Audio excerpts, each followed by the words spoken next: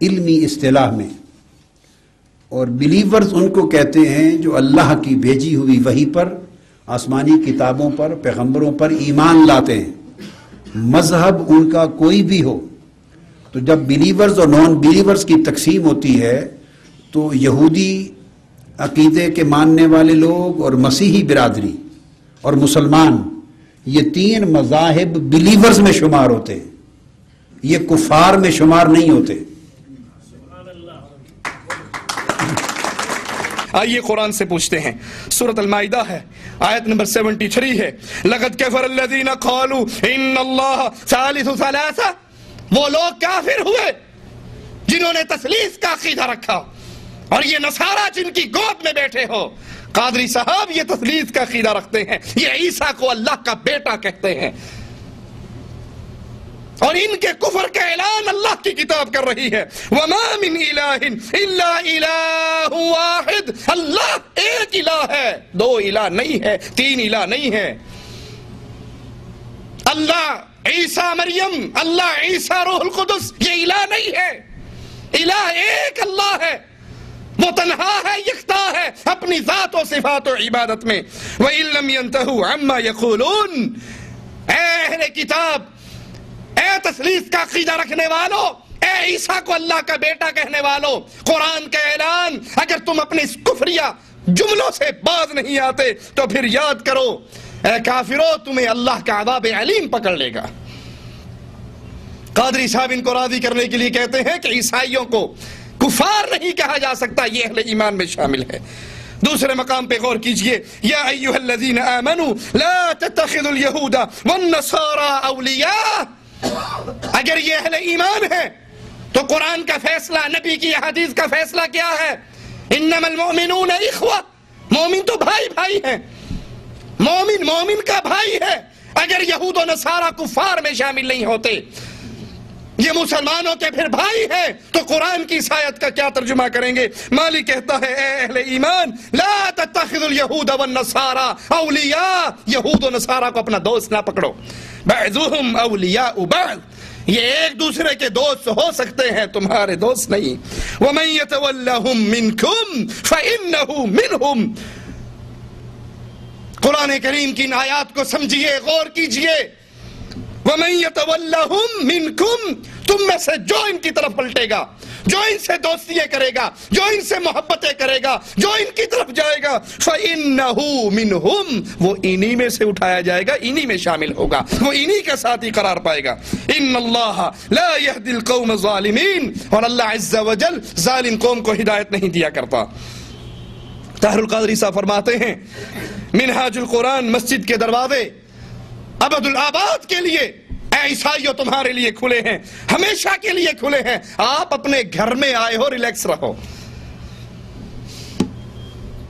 ہماری یہ مسجد کے دروازے کوئی ایک دو دن کے لیے نہیں کھلے، ہمیشہ کے لیے کھلے ہیں۔ آپ اپنے گھر میں آئے ہیں، قطعاً کسی دوسری جگہ پہ نہیں۔ آپ کی عبادت کا وقت ہو جائے تو ابھی مسلمان عبادت مسجد میں کریں گے، اگر آپ کی عبادت کا وقت ہو جائے تو مسجد منہاج القرآن کسی ایک وقت کے ایونٹ کے لیے نہیں کھولی تھی، ابد الاباد تک آپ کے لیے کھلی ہے۔ قادری صاحب فرماتے ہیں ابھی نماز کا وقت ہوگا تو ہم نماز پڑھیں گے۔ اے ہمارے عیسائی ساتھیوں، اگر تمہاری نماز کا وقت ہو تو تم بھی اسی مسجد میں داخل ہو کر نماز پڑھنا۔ قادری صاحب ان کو راضی کرنے کی جتنی مرضی کوشش کر لو، قرآن ہمیں اطلاع دیتا ہے وَلَن تَرْضَ عَنْكَ الْيَهُودُ وَلَا النَّصَارَى حَتَّى تَتَّبِعَ مِلَّتَهُمْ، آپ ان کے لیے مسجدوں کے دروازے کھولو، آپ ان کے لیے گھروں کے دروازے کھولو، آپ ان کے تہواروں میں شامل ہو جاؤ۔ قرآن کا اعلان وَلَن تَرْضَ عَنْكَ الْيَهُودُ، یہ یہودی آپ سے راضی نہیں ہوں گے، وَلَا النَّصَارَى، یہ عیسائی آپ سے راضی، یہ نصرانی آپ سے راضی نہیں ہوں گے، حَتَّى تَتَّبِعَ مِلَّتَهُمْ، جب تک اے لوگو، جب تک تم ان کی ملت پہ نہ چلو۔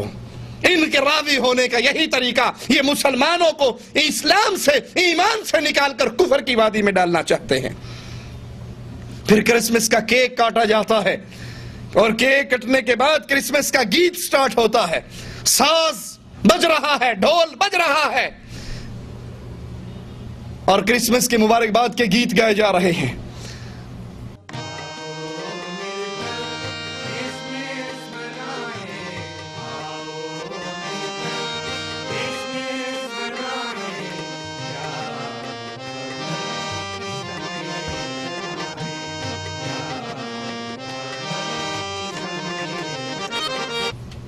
پادری یہ گیت گا رہے ہیں، سن رہے ہیں، اور قادری صاحب بھی مزے لے رہے ہیں،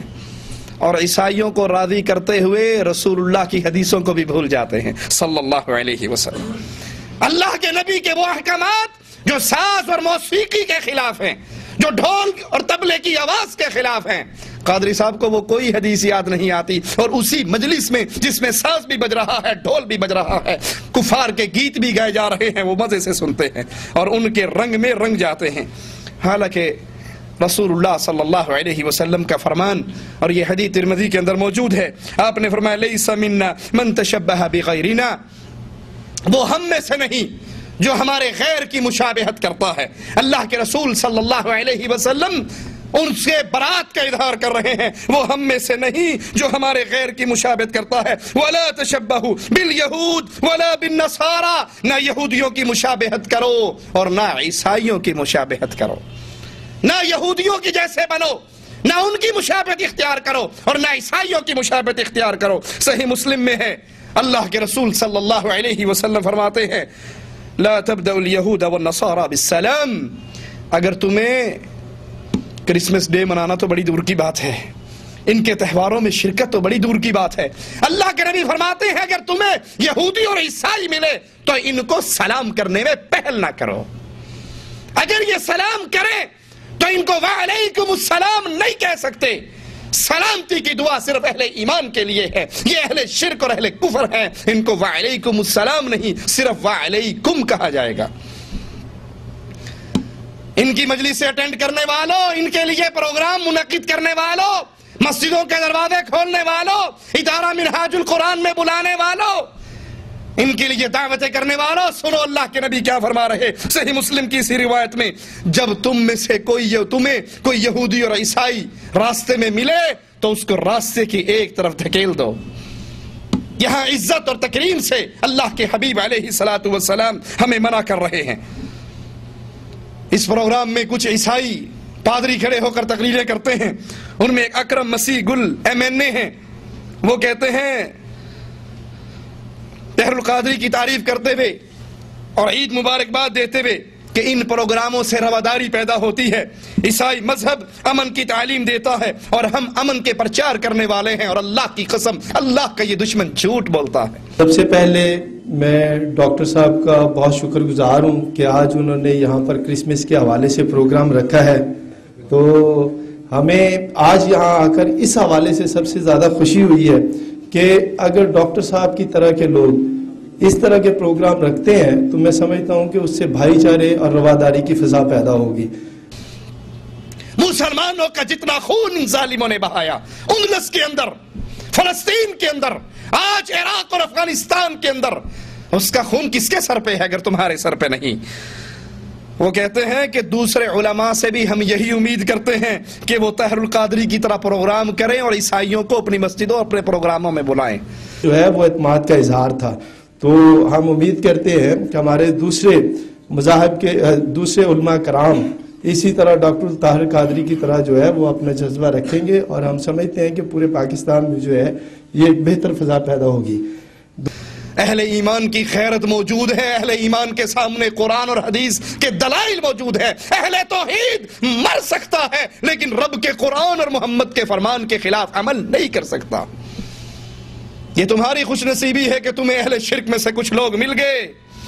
جنہوں نے اسلام کے چولے پہنے ہوئے اور تم کو گلے سے لگایا،